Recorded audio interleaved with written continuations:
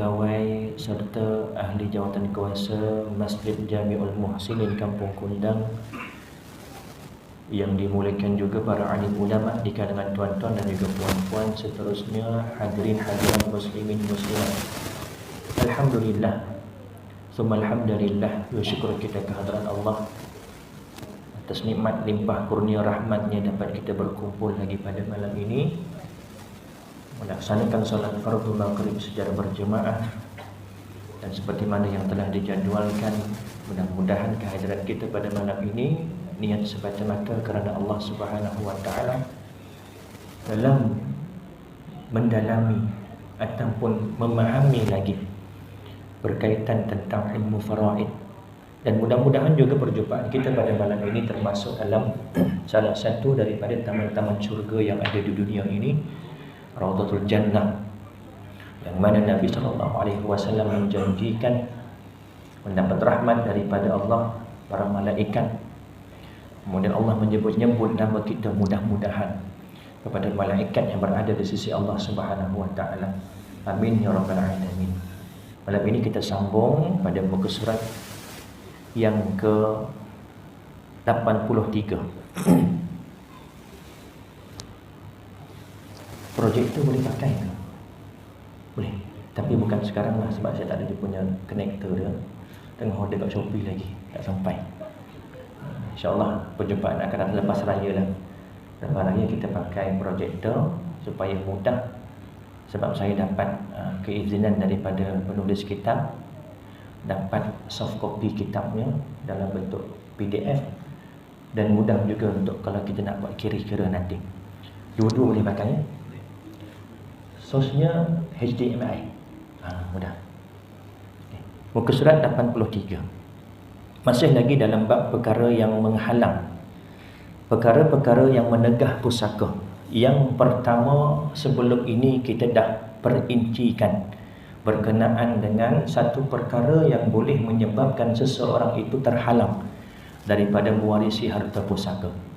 Walaupun dia ada sebab-sebab untuk mempusakai, sama ada dengan sebab perkahwinan, sama ada dengan sebab nasab keturunan, sama ada dengan sebab walak, penghambaan. Tetapi bila ada perkara-perkara yang menghalang dia daripada mewarisi harta pusaka, maka dia terhalang.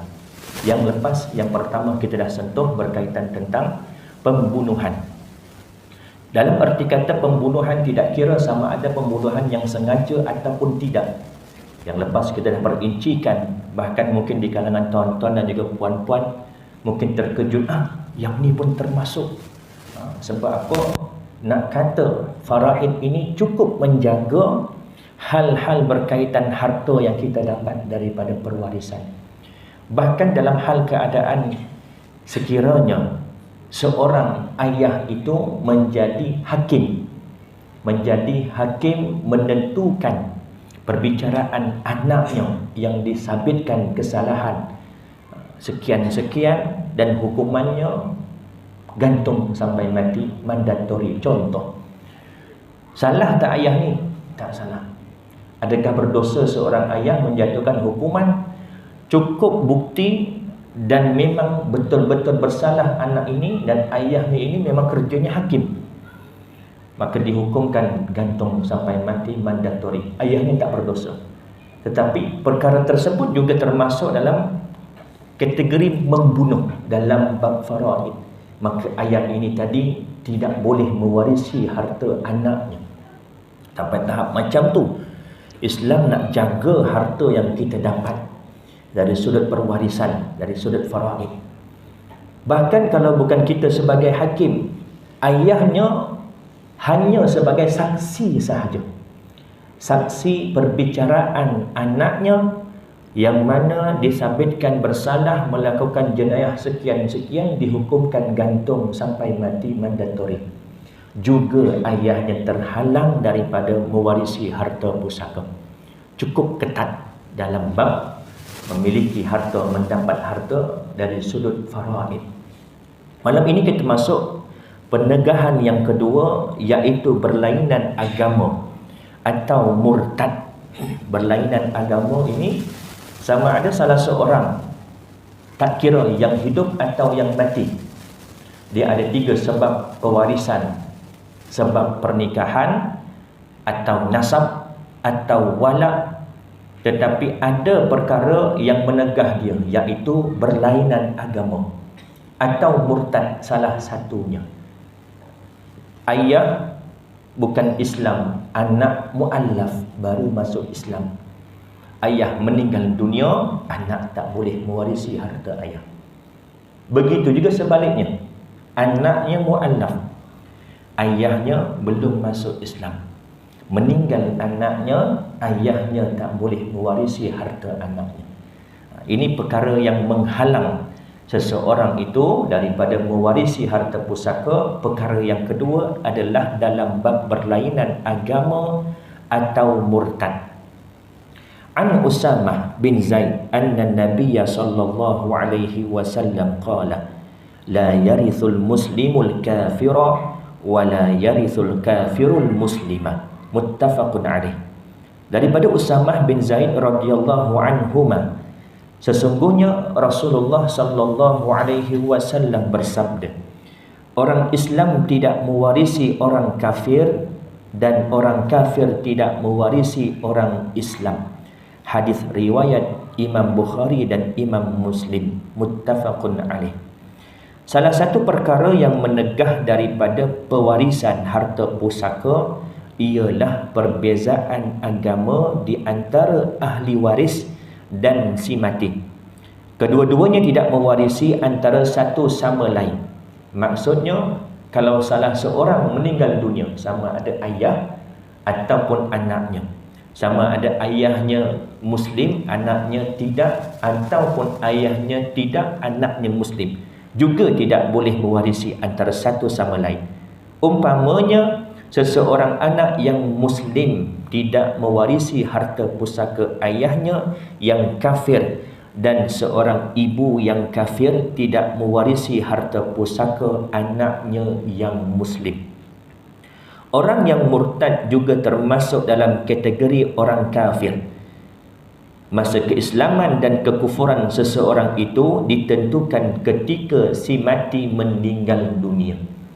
Nak tahu kedudukan agama waris, lihat pada ketika pemilik harta mati. Misal kata si anak ini tadi belum masuk Islam, belum murtad, na'udzubillah. Ayahnya Muslim, asal anaknya Muslim, tetapi anaknya ini murtad, na'udzubillah. Tetapi murtad anak ini tadi selepas kematian ayahnya, maka dia termasuk dalam ahli waris. Kerana sewaktu kematian ayahnya, anak ini tadi masih lagi seorang Muslim. Lihat ketika mana? Ketika pemilik harta mati. Ketika itu lihat warisnya. Adakah warisnya Islam ataupun bukan Islam? Kalau ketika itu bukan Islam, maka dia tertegah daripada mewarisi harta pusaka. Sehari dia Islam, esoknya terus murtad, na'udzubillah, juga termasuk ahli waris. Kerana ketika mati pemilik harta, dia berstatus sebagai seorang Muslim. Contohnya, semasa Abang John masih hidup, John ini masih beragama Islam. Setelah abangnya meninggal dunia, John murtad, na'udzubillah. Walaupun dia murtad, namun John tetap memperolehi harta pusaka abangnya, kerana semasa abangnya mati, John masih lagi Islam. Namun begitu, harta orang murtad tersebut menjadi harta ghanimah bagi kaum muslimin. Lihat nota kaki di bawah, perkara 85. Ayat ini, perkataan ini, hukum ini dicatatkan oleh Syekh Muhammad Ali As-Sabuni dalam kitab Al-Mawarith fi Asy-Syari'ah Al-Islamiyah. Jadi walau bagaimanapun, lihat pada keputusan mahkamah. Sebab kita berada, wakil kita di Malaysia ini, apa-apa keputusan adalah berdasarkan daripada keputusan mahkamah syariah yang akan menentukan. Termasuk dalam urusan orang yang mafqud, maknanya orang yang hilang.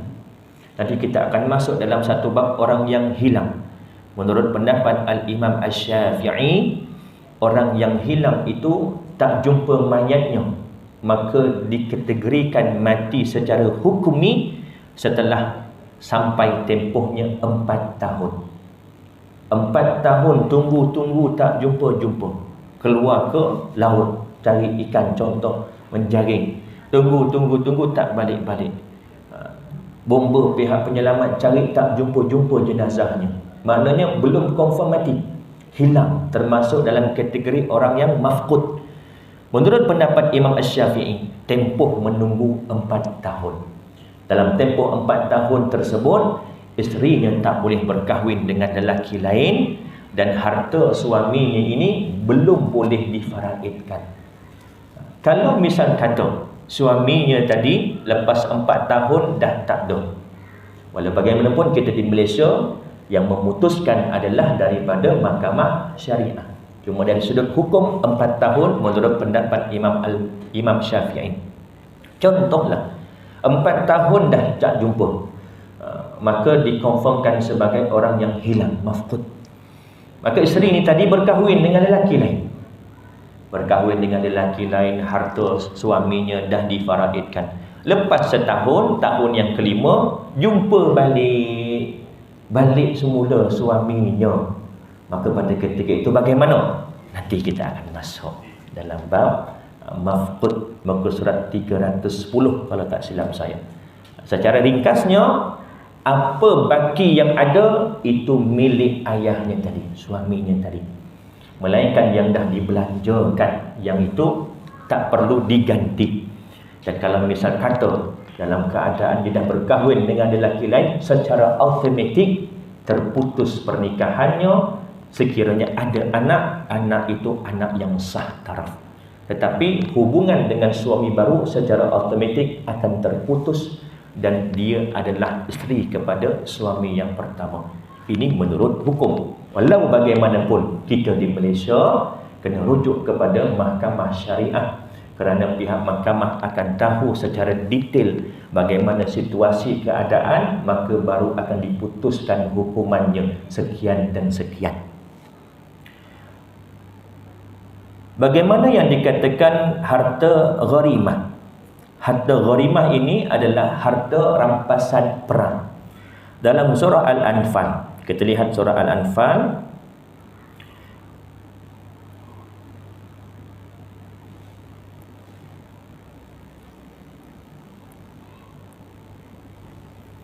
ayat yang ke-41.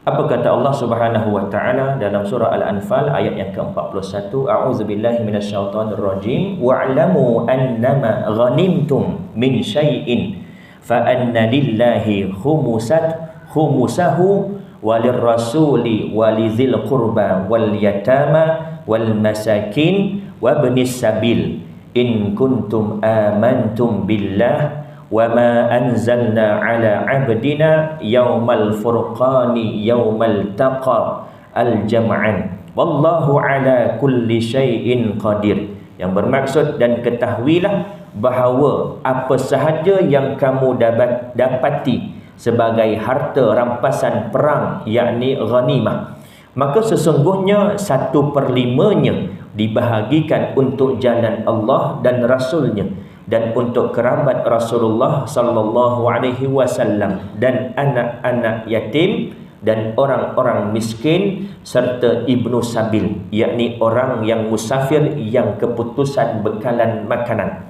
Jika kamu beriman kepada Allah dan kepada apa yang telah diturunkan oleh Allah kepada hamba kami, yakni Muhammad, pada hari Al-Furqan, iaitu hari bertemunya dua angkatan tentera Islam dan kafir di medan perang Badar. Dan ingatlah, Allah Maha berkuasa atas tiap-tiap sesuatu. Ayat ini menunjukkan bahawasanya harta ghanimah bukan milik orang yang berjuang sepenuhnya. Ada portion, ada pecahan yang mana kata Allah 1/5 adalah untuk jalan Allah, untuk Nabi, untuk keturunan Nabi, untuk orang yang miskin, untuk yang Ibnu Sabil. Selebihnya 4/5 barulah untuk orang yang berperang. Ini dalam konteks ghanimah yang mana dapat daripada hasil peperangan. Tetapi dalam hal ini, dalam bab faraid ini, harta orang kafir yang sepatutnya diwarisi oleh anaknya yang mu'allaf, maka harta tadi termasuk dalam harta ghanimah. Atau sebaliknya, ayahnya muslim meninggal dunia, anaknya ini tadi orang yang murtad, na'udzubillah, harta ini termasuk dalam harta ghanimah. Ini menurut hukum. Walau bagaimanapun kita kena rujuk dengan pihak berkuasa agama tempatan, rujuk kepada mahkamah syariah, biar mahkamah syariah yang memutuskan status harta tersebut sama ada layak atau tidak diwarisi oleh waris yang berlainan agama. Boleh jadi layak, boleh jadi tidak, wallahu a'lam, kerana kita ada satu badan yang menguruskan dalam hal ehwal agama Islam di negeri ini. Keadaan ini berbeza jika John murtad sebelum abangnya mati.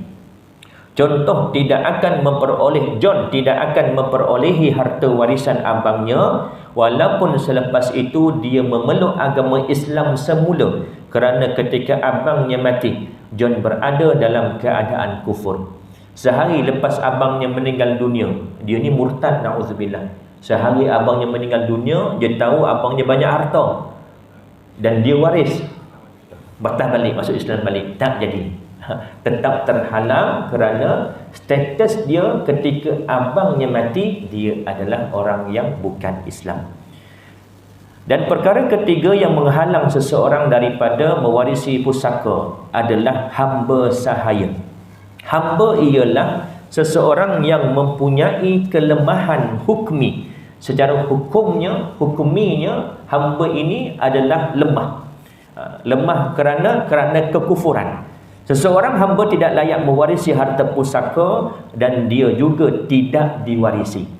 Ini adalah kerana dia tidak berkelayakan untuk memiliki harta berdasarkan firman Allah Subhanahu wa taala, a'udzubillahi minasyaitonir rajim, 'abdan mamlukan la yaqdiru 'ala syai'in. Seorang hamba abdi tidak menjadi milik orang, yang menjadi milik orang yang tidak berkuasa melakukan sesuatu pun dengan bebasnya. Surah An-Nahl ayat 75. Walau bagaimanapun, ada beberapa jenis hamba sahaya. Sekarang dah tak ada lah. Cuma zaman dulu ada konsep hamba dan ada jenis-jenis hamba. Tak semua hamba itu dia tak boleh mewarisi.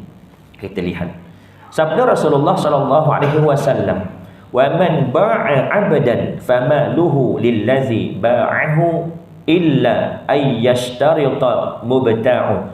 Siapa yang menjual seorang hamba sedangkan dia, yakni hamba, memiliki harta, maka hartanya tersebut menjadi milik pembelinya, kecuali bila hamba tersebut mensyaratkannya, iaitu membuat perjanjian dahulu dengan pembelinya supaya hartanya tidak menjadi milik tuannya yang baru tersebut. Tak semua keadaan itu semua milik hamba adalah milik tuannya. Sekiranya ketika jual beli tersebut berlakunya akad syarat supaya harta hamba ini tadi tak termasuk milik tuannya, maka harta itu adalah milik hamba tersebut. Semua bentuk perhambaan tidak berhak mewarisi dan diwarisi. Yang pertama, hamba qin. Hamba qin ni maknanya apa? Hamba yang dimiliki sepenuhnya oleh tuannya secara mutlak. Semua hartanya, diri dia, semua adalah milik tuannya. Kita sekarang dah tak ada hamba, tapi tak tahu akan datang. Boleh jadi ada, wallahu a'lam. Kalau Allah nak kata ada berlaku peperangan dan sebagainya, kita umat Islam contoh menang, maka kita ada harta rampasan, kita ada tawanan, dan tawanan itu menjadi hamba kepada umat Islam. Benda akan datang kita tak tahu, dan kita pun minta jauhlah daripada berlakunya perkara-perkara tersebut. Walau bagaimanapun bersedia, bersedia kerana ini janji Nabi SAW. Akhir zaman nanti akan berlaku peperangan yang besar, dan kita tak tahu bila zaman kita hidup ataupun zaman anak cucu kita nanti, wallahu a'lam. Jenis yang pertama qin, hamba dimiliki sepenuhnya oleh tuannya secara mutlak. Yang kedua jenis mudabbar, iaitu hamba yang akan bebas setelah tuannya meninggal dunia. Ada perjanjian di antara tuannya, kalau aku mati nanti kau bebas. Maka bila berlaku mati tuannya, dia ni hamba ni tadi menjadi bebas. Yang ketiga hamba mukatib, iaitu hamba yang akan dibebaskan setelah dapat membayar sejumlah wang kepada tuannya. Ada akad dengan tuannya. Tuannya kata, okay, kalau engkau mampu membayar kepada aku sekian, maka engkau akan aku bebaskan. Ini hamba mukatib. Yang keempat, hamba muba'ad, iaitu hamba yang dimiliki separuh oleh seseorang dan separuh lagi oleh orang lain. Boleh jadi juga separuh je hak kita, separuh lagi tuan yang lain. Dan yang kelima, ummul walad, ummu al-walad, iaitu hamba perempuan yang bersama dengan tuannya kemudian memperolehi anak. Hamba tersebut tidak boleh dijual atau dihibahkan. Jika tuan itu mati, hamba tersebut menjadi bebas. 87 diambil daripada kata-kata Asy-Syaikh Al-Alamah Al-Baqari. Tujuan syarak menghalang hamba daripada mewarisi harta pusaka kerana dia berada di bawah kekuasaan tuannya dan dia telah hilang keahlian untuk memiliki harta. Segala harta yang akan dimilikinya akan menjadi hak tuannya, melainkan ada perjanjian. Kalau tak ada, apa yang dimiliki harta dimiliki oleh hambanya juga dimiliki oleh tuannya. Dalam bab ini hamba tadi terhalang.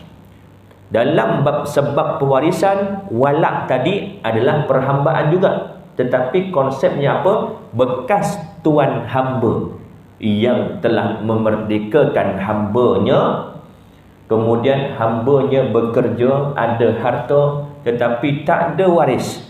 Hamba ni tadi, bekas hamba ni tadi meninggal dunia, maka hartanya akan dapat kepada bekas tuannya yang dulu bebaskan dia.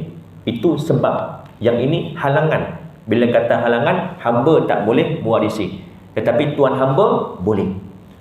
Sebab dia termasuk dalam 3 sebab pewarisan: sebab nikah, perkahwinan, sebab nasab dan juga sebab walak.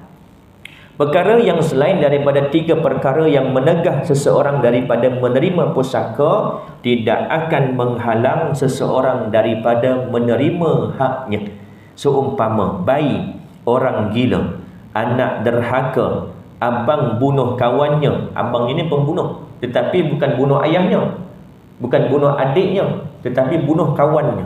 Titlenya pembunuh, tetapi dia dapat harta sebab dia bunuh bukan ayahnya, bukan adiknya yang pemilik harta, yakni si mati. Seumpama bayi, orang gila, anak derhaka, abang bunuh kawannya, orang yang koma, orang tua yang nyanyuk, orang yang dipenjarakan dan sebagainya. Mereka semua layak untuk menerima harta pusaka jika mereka masih hidup ketika seseorang itu meninggal dunia. Poinnya, penerima harta, yakni waris, mesti hidup ketika pemilik harta mati. Ini syarat yang paling utama. Sebab tu kalau berlakunya kematian serentak, bagaimana kita nak tahu yang mana mati dulu, yang mana mati kemudian? Anak beranak, na'udzubillah. Kemalangan kereta, ayah meninggal, anak pun meninggal. Macam mana nak tahu? Lihat pada sijil mati. Sijil mati seseorang itu tercatat bila waktu meninggalnya. Boleh jadi meninggal ketika kemalangan, boleh jadi meninggal ketika dah sampai hospital. Jadi sijil itu yang akan menentukan. Walaupun bezanya hanya seminit ataupun kurang seminit, bermakna yang mati kemudian layak untuk mewarisi harta yang mati awal daripada dia. Memang bukan untuk dia, sebab dia dah mati, tetapi harta itu termasuk dalam milik si mati yang kedua, yang mana harta tersebut akan dicampurkan dengan harta miliknya untuk difaraidkan kepada waris-warisnya pula. Kalau kita fikir, tak apalah, bukan dia boleh guna pun, dia pun dah mati. Tak, harta itu menjadi milik kepada waris-waris si mati yang kedua ni tadi, yang mati kemudian. Boleh faham ya? Ni ayah mati pukul 1, na'udzubillah. Yang kedua, anaknya mati pukul 1:10. Siapa yang mewarisi harta? Anak mewarisi harta ayah. Berguna tak bagi anak ni harta tadi? Tak berguna, sebab dia dah mati. Tetapi hukumnya, ada harta ayahnya tadi yang dapat kepada anak yang mati tadi, sebab anaknya mati selepas ayahnya mati. Dan harta yang bahagian anak ni tadi dicampurkan dengan harta milik dia, difaraidkan pula kepada waris-warisnya pula, isterinya, anak-anaknya dan sebagainya. Penting ke Ustaz? Penting. Kerana hukum faraid adalah faridatan minallah. Hukum asal semua yang kita ada adalah milik Allah.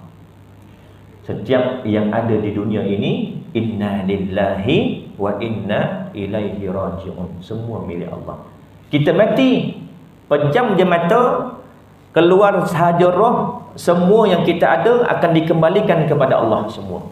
Sebab pemilik asalnya adalah Allah. Dan Allah yang tetapkan, Allah yang bagi semula kepada waris-waris kita. Isteri berapa, suami berapa, ayah berapa, ibu berapa, anak-anak berapa, lelaki berapa, perempuan berapa. Semua detail Allah terangkan dalam Al-Quran, dalam bab pembahagian faraid. Sebab kita tak tahu di kalangan ahli waris kita mana yang lebih bermanfaat kepada kita. Allah katakan dalam surah An-Nisa, mafhum, kamu tidak tahu di kalangan ayah-ayah, ibu-ibu dengan anak-anak kamu yang mana lebih memberi manfaat kepada kamu. Nak kata manusia kita ini terhad kebolehan kita untuk tahu di kalangan keluarga kita siapa yang berhak dapat banyak, siapa yang berhak dapat sikit. Kita tak tahu. Kerana itu Allah yang tentukan. Dan antara hikmah, kalau kita yang tentukan sendiri, pasti akan ada yang tak puas hati. Pasti akan ada waris-waris yang lain tak berpuas hati. Kenapa macam tu? Kenapa macam ni? Tetapi Allah yang menentukan. Kalau kita tahu, kita faham dan kita beriman, pasti kita akan patuh, walaupun bahagian kita sikit. Kerana semuanya itu ditentukan oleh Allah, faridatan mafruḍah, nasiban mafruḍah, ketetapan yang telah Allah fardukan kepada setiap ahli waris. Muka surat 87 dalam bab ahli waris yang berhak, ashabul irthi ataupun ashabul furud, ahli fardu. Jika berlaku suatu kematian, bukan semua ahli keluarga si mati layak untuk menerima harta pusakanya. Terdapat 25 orang sahaja yang berhak mendapat harta pusaka. Mereka dapat dibahagikan kepada dua jenis kategori, iaitu mengikut jantina dan yang kedua mengikut sebab-sebab mendapat pusaka. Sebab yang kedua ini dia ada berkait dalam bab al-hajbu, penghalang. Sebab tu kata ulama faraid, barang siapa yang tidak dapat menguasai satu bab yang paling penting dalam pelajaran faraid ini, iaitu bab al-hajbu, maknanya penghalang. Dia tak dapat menguasai dalam bab al-hajbu, haram bagi dia untuk menentukan yang ini dapat berapa, yang tu dapat berapa. Sebab dia tak tahu di kalangan ahli waris yang ke-25 ini siapa yang lebih berhak mendapat. Ada yang terhalang. Ada yang terhalang secara nuqsan, daripada banyak jadi sikit. Ada yang terhalang secara hirman, tak dapat langsung, 1 sen pun tak dapat. Dia termasuk 25 waris ni, 15 lelaki, 10 perempuan, tetapi dia tak dapat langsung sebab terhalang disebabkan ada waris yang lebih hampir dengan si mati. Kategori mengikut jantina. Ahli waris yang dikategorikan mengikut jantina mempunyai 15 orang dari pihak lelaki dan 10 orang dari pihak perempuan. Ahli waris lelaki, siapa dia? Al-warithuna minar rijali. Yang pertama suami. Yang kedua bapa. Bila kata bapa, bila kata suami, suami kepada si mati, bapa kepada si mati. Kadang-kadang orang bertanya pun dia keliru, sedangkan dia nak kata maknya. Ayah saya meninggal ustaz, yang ada warisnya mak saya dengan adik-beradik lain. Dia kata mak, memang mak dia, tetapi mak tadi sebagai isteri kepada si mati. Jadi bila sebut waris, merujuk kepada hubungan dia dengan si mati, bukan panggilan dia bagi kita. Macam yang tadi dia kata yang ada cuma mak dengan saya sahaja. Mak ni mak siapa? Mak saya lah. Itu bukan mak kepada si mati, tetapi isteri kepada si mati. Beza. Yang pertama suami, yang kedua bapa, yang ketiga datuk sebelah bapa. Abul ab, dalam bahasa Arab dia ada nama-nama khusus. Abul ab, abul ummu umul ab. Tetapi bagi kita orang Melayu, abul ab ke abul ke, kita tetap panggil atuk. Bila kata atuk, sebelah ayah pun atuk, sebelah mak pun atuk. Azan Isyak. Nak beri laluan azan atau teruskan? Teruskan ya. Sikit lagi. Kemudian kita buka sesi soal jawab kalau ada. Tetapi dalam istilah bahasa Arab cukup detail. Ibnu ammu syaqiq, anak lelaki daripada pakcik, saudara lelaki kepada ayah seibu sebapa. Kita panggil pakcik je lah, pakcik je. Sebab belah mak kita pun pakcik, belah ayah kita pun pakcik. Tetapi istilah bahasa Arab, dia setiap orang itu ada nama khusus. Begitu juga dalam bab faraid ini, jelas dalam bahasa Arab, dan kita kena faham dalam bahasa Melayunya merujuk kepada siapa. Sebab istilah kita atuk, semua atuk. Atuk belah mak atuk, belah ayah pun atuk. Tetapi dalam faraid yang dikatakan jad adalah abul ab, bapa kepada bapa. Bapa kepada ibu tidak termasuk dalam ahli waris. Yang pertama suami, yang kedua bapa, yang ketiga datuk sebelah bapa, yang keempat anak lelaki, yang kelima cucu lelaki daripada anak lelaki.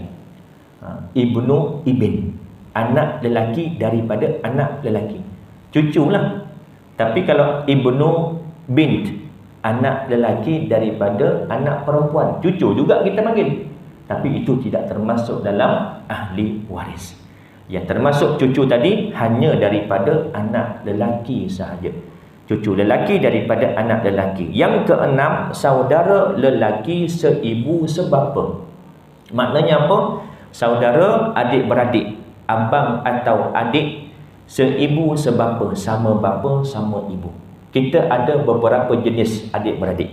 Yang ketujuh, saudara lelaki sebapa, sama bapa, lain mak. Janda jumpa duda, masing-masing ada anak, kemudian dapat lagi seorang anak. Kita belah mak, yang tu belah ayah. Jadi kita dengan yang baru lahir sebagai saudara seibu. Sebab sama ibu lain ayah. Kalau yang sama ayah lain ibu, macam yang biasa berlaku sekarang ni lah. Seorang pasang dua, pasang tiga. Ada seorang isteri, ada dua orang isteri, ada tiga orang isteri. Sama bapa tetapi lain mak. Ini adik-beradik sebapa. Kemudian yang ke-8, saudara lelaki seibu. Sama ibu lain ayah. Ibunya kahwin, dapat anak, ayahnya meninggal, suaminya meninggal lah. Jadi anak ini anak yatim, perempuan ini jadi janda. Kahwin lain dapat lagi anak. Jadi anak ini tadi dengan anak yang suami pertama, adik-beradik seibu. Sama ibu lain bapa. Adik-beradik tiri. Ni pun kadang-kadang salah faham kita masyarakat. Bila kata adik-beradik tiri, semua kita sapu. Maksud adik-beradik tiri ni apa dia? Lain mak, lain ayah. Duda yang ada anak dengan janda yang ada anak. Dua-dua tu tak ada kaitan. Yang ni baru betul adik-beradik tiri. Tetapi yang janda ada anak, kahwin dengan lelaki, dapat anak, itu bukan adik tiri. Itu bukan adik-beradik tiri, itu adik-beradik sebapa. Kandung tapi sebapa. Kalau yang seibu sebapa, yang itu maknya, itu ayahnya sama-sama. Kalau yang seibu, maknya sama, ayahnya lain. Kalau yang sebapa, ayahnya sama, maknya lain. Tetapi kita, mindset kita, yang tu pun adik-beradik tiri. Tak, itu adik-beradik kita. Betul, cuma seibu sebapa atau sebapa atau seibu. Semua ni itu termasuk dalam ahli waris. Kemudian yang ke-9, anak saudara lelaki daripada saudara lelaki seibu sebapa. Pening dah. Anak saudara lelaki daripada saudara lelaki seibu sebapa. Maksudnya anak buah kita. Anak saudara lelaki daripada saudara lelaki seibu sebapa. Kita ada abang atau adik yang seibu sebapa, anak lelakinya. Dia panggil kita pakcik lah. Kita panggil dia anak buah. Yang ke-10, anak saudara lelaki daripada saudara lelaki sebapa. Sama juga anak buah. Tetapi saudara kita itu bukan seibu sebapa, bukan seibu tetapi sebapa. Kemudian bapa saudara seibu sebapa sebelah bapa, adik-beradik ayah kita yang lelaki, pakcik kita. Kemudian yang ke-13, sepupu lelaki daripada bapa saudara seibu sebapa sebelah bapa, anak pakcik kita tadi. Pakcik sebelah ayah yang seibu sebapa dengan ayah kita, anaknya jadi sepupu dengan kita. Kemudian yang ke-15, tuan yang membebaskan hambanya. Yang B, ahli waris perempuan, insya-Allah kita akan sambung pada perjumpaan akan datang. Ada soalan? Insya-Allah akan datang kita gunakan projektor. Jadi saya ada buat satu lakaran. Sebelum itu saya ada kongsi dengan Imam Zulfikar, dan lakaran itu nampak jelas secara rangka graf. Contoh si mati tengah-tengah ada ayah, ada ibu, ada ayah ibu daripada ayah, ada anak-anak, ada pasangan, ada adik-beradik. Di situ nanti nampak lebih jelas. Insya-Allah lepas raya nanti kita mulakan menggunakan projektor. Tak ada soalan ya?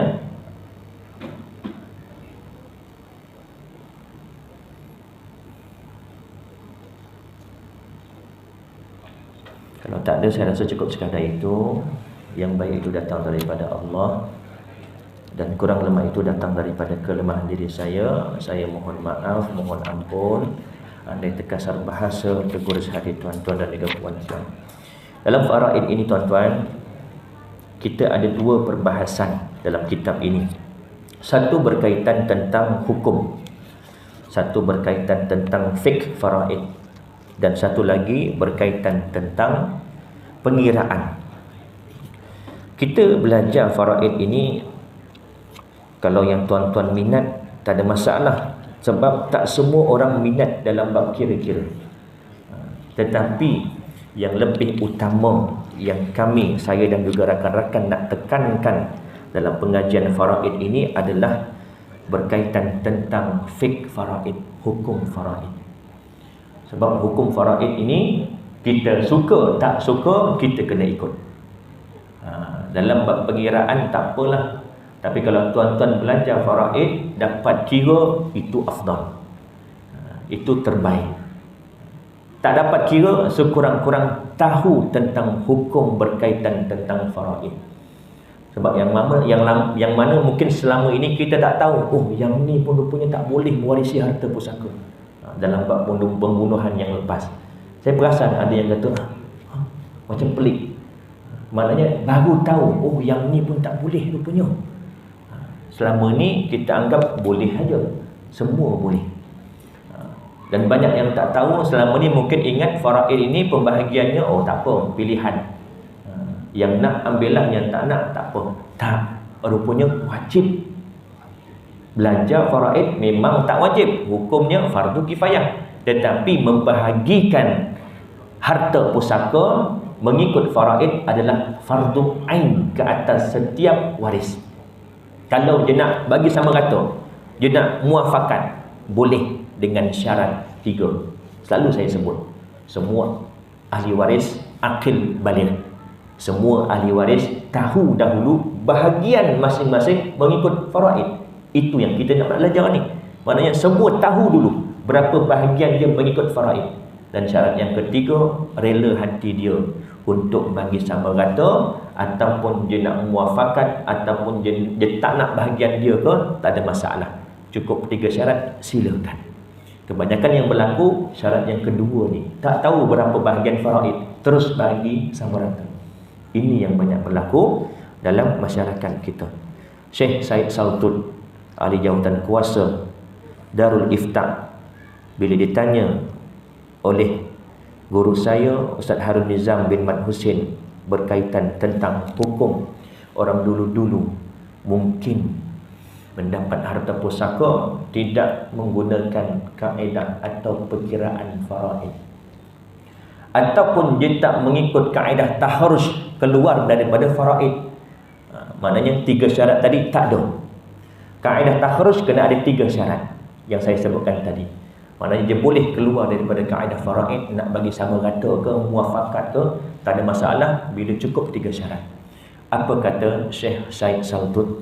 Kalau waris yang masih ada tahu harta yang dia warisi daripada mak ayahnya, yang mana mak ayahnya dapat tidak mengikut faraid, sama ada mengikut dapat faraid, kiraan faraid, ataupun tak melalui taharus tadi, wajib kita pulangkan balik harta yang kita dapat kepada waris yang sepatutnya dapat. Jangan main-main dalam harta. Tak tahu dah Ustaz, dah lama sangat. Serah pada Allah Subhanahu wa taala. La yukallifullahu nafsan illa wus'aha. Bukan lagi di bawah upaya kita dah tak mampu dah. Tetapi kita doa supaya mudah-mudahan yang lepas-lepas diampunkan dosa atau diangkat kerana tidak tahu. Orang yang tak tahu ni tak berdosa. Sebab tu kita kena ada di kalangan kita yang tahu tentang faraid supaya ada tempat untuk dirujuk. Ya. Berkaitan dengan insurans apa tu, biasanya yang saya kenal lah, dia pun tak tahu. Kalau kematian kadang macam jadi ada family kata sampai apa lah, sampai habis insurans. Lepas tu ada family kata nak buat macam bab itu terkait dengan faraid. Tidak. Faraid hanya berkaitan dengan harta. Cuma adakah duit insurans tadi termasuk dalam harta si mati ataupun tidak? Yang lepas kita dah bincangkan kategori-kategori harta pusaka dan harta yang bukan pusaka.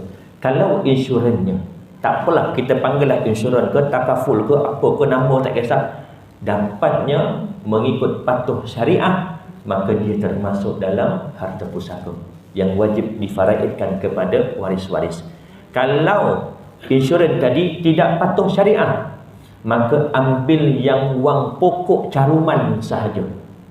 Kerana itu harta yang bersih, yang termasuk dalam harta pusaka. Yang tidak bersih, yang dapat daripada insurans yang tidak patuh syariah, KWSP yang tak patuh syariah, tabung haji insya-Allah patuh syariah. KWSP yang kadang-kadang orang terlepas pandang. Sekarang ada KWSPI, mana-mana yang belum tukar sekarang. Account Islamic, yang Islamik punya. Mana yang belum tukar segera, supaya mudah pihak pengurusan nanti mahkamah syariah pusaka kecil nak kira-kira nanti, sebab nak tengok mana yang jumlahnya yang betul patuh syariah ataupun tidak, dibahagikan. Yang patuh masuk dalam harta pusaka. Kalau dia orang nak bahagikan, kalau dia orang rajin. Kalau tak, kita pun tak tahu, tercampur dah. Yang mana yang halal, yang mana yang tak halal. Jadi kena tahu harta pusaka tadi adakah patuh syariah ataupun tidak. Begitu juga harta-harta yang dapat selepas kematian. Macam orang bagi sumbangan, kadang-kadang setengah tempat ada letak bekas, ada beras. Beras kita masuk tangan, buh duit dalam tu. Beras tu bukan mesti kena beras, tak. Mungkin salah satu sebab supaya duit yang kita masuk tak terbang. Jadi bila letak dalam beras tu, tak adalah terbang, tak adalah melayang. Setengah-setengah tempat letak beras, setengah-setengah tempat letak tabung je, masukkan je terus, tak ada masalah. Duit tu termasuk dalam pusaka ataupun tidak? Tak termasuk. Kadang-kadang dia termasukkan juga sebab tak faham, tak tahu mana kategori harta yang termasuk dalam harta pusaka yang wajib difaraidkan, ataupun harta tadi tak termasuk. Bila tak termasuk, terpulang kepada ahli waris, sama ada nak gunakan untuk belanja kenduri ke, nak bagi sagu hati kepada orang yang datang solat jenazah ke, nak bahagi sama rata ke, itu dah tak terkait dalam hukum faraid lagi dah. Hutang semati itu sebelum faraid lagi. Duit sumbangan itu terpulang pada waris. Tetapi bab hutang faraid ini tingkat yang kelima. Ini dah jauh dah kita flashback balik ni. Dah jauh kita flashback balik. Faraid tempat yang kelima. Bukan bila mati je ingat terus faraid, tak. Faraid tempat yang kelima. Yang pertama apa dia? Pengurusan jenazah si mati. Waris suka tak suka, reda tak reda, wajib ambil daripada harta si mati untuk belanja pengurusan jenazah. Yang kedua, hutang si mati dengan Allah. Hutang dia apa? Contoh diat, puasa, apa lagi, nazarnya tak tertunai, hajinya belum buat. Dia mampu masa hidup tapi belum dipanggil-panggil. Tunggu-tunggu tahun-tahun sampai meninggal dunia kawan tu, tak dapat giliran. Hutang dia dengan Allah sebab waktu dia hidup dia mampu dari segi harta, cuma tak ada giliran, belum sampai. Maka wajib waris ambil harta untuk badal haji. Ini hutang dia dengan Allah. Yang ketiga, hutang dengan manusia. Yang ini biasalah, biasa waris dekat belakang. Tuan-tuan, kalau ada di kalangan arwah ayah saya berhutang, boleh berhubung dengan saya. Ini biasa kita nampak. Hutang dengan Allah ni kadang-kadang kita terlepas pandang. Kemudian yang keempat, wasiat jika ada. Dan syarat-syarat wasiat pun yang lepas kita dah bincangkan. Tak lebih daripada 1/3, bukan kepada ahli waris, bukan untuk perkara-perkara yang maksiat, dan tidak menyusahkan kepada ahli waris. Ada wasiat menyusahkan ahli waris, maka terbatal wasiat tersebut.